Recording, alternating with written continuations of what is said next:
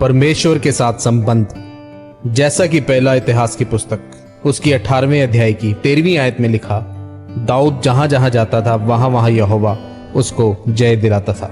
मेरे प्रियो, बाइबल में लिखा है कि परमेश्वर ने कहा कि जब तुम अपना मन फिराओगे तो मैं अपना आत्मा तुम्हारे ऊपर उंडेल दूंगा और अपने वचन तुम्हें बताऊंगा। फिर मैं खुद तुम्हारी अगुवाई करूंगा और विपत्ति से बचाऊंगा। इसलिए बाइबल में लिखा है कि दाऊद ने 66 लड़ाइयां लड़ी और उनमें से एक भी लड़ाई नहीं हारा। अगर आज किसी देश में 2 या 3 लड़ाइयां हो जाए तो उस देश की पूरी अर्थव्यवस्था खत्म हो जाती है। पर 66 लड़ाइयों के बाद भी परमेश्वर ने दाऊद को आशीषित और मजबूत रखा। इसका कारण यह था कि जब भी दाऊद लड़ने के लिए जाता था तो परमेश्वर की हुजूरी उसके साथ रहती थी और परमेश्वर का आत्मा उसको बताता था कि कौन सी लड़ाई कैसे लड़नी है। जैसे जैसे दाऊद परमेश्वर के वचनों को मानता गया वैसे वैसे परमेश्वर दाऊद को जीत देता गया। आज लोग प्रार्थना करते हैं कि परमेश्वर मुझे चंगा कर, आशीषित कर, पर बाइबल में लिखा है कि जहां कहीं परमेश्वर का आत्मा है वहां आजादी है। दाऊद की जिंदगी में परमेश्वर की हुजूरी थी, इसलिए उसका जीवन आजाद और आशीषित था। आज आपको चंगाई, आशीष या छुटकारे की जरूरत नहीं है, बल्कि यह देखने की जरूरत है कि मेरा संबंध परमेश्वर के साथ मजबूत है या नहीं।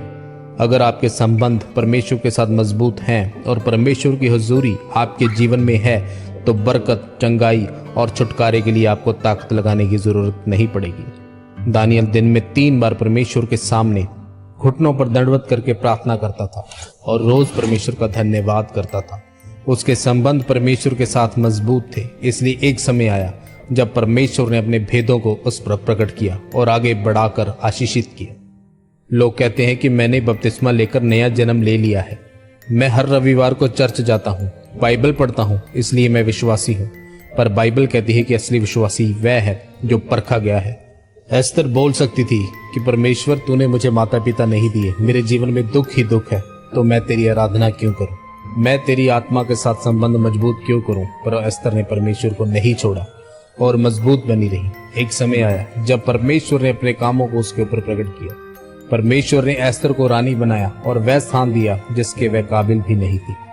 सिर्फ परमेश्वर की आत्मा के साथ संबंध मजबूत होने के कारण परमेश्वर ने उसे आशीषित किया। मेरे प्रियो, आपको अपने जीवन में सबसे पहले अगर कुछ चाहिए तो वह परमेश्वर की हुजूरी है और उसके साथ मजबूत संबंध है। जब परमेश्वर की हुजूरी आपके साथ होगी तो आपको अपनी आशीष, चंगाई और छुटकारे के लिए जोर लगाना नहीं पड़ेगा। परमेश्वर का आत्मा खुद आपकी अगुवाई करेगा और आशीषित करेगा। आमीन।